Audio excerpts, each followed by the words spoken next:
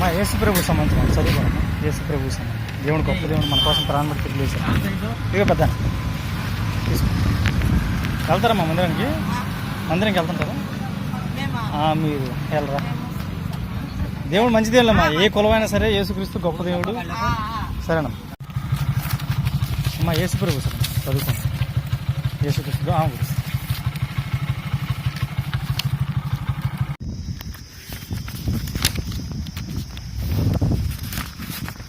అమ్మ దేవుడు మాట చదువుకోండి. యేసు ప్రభు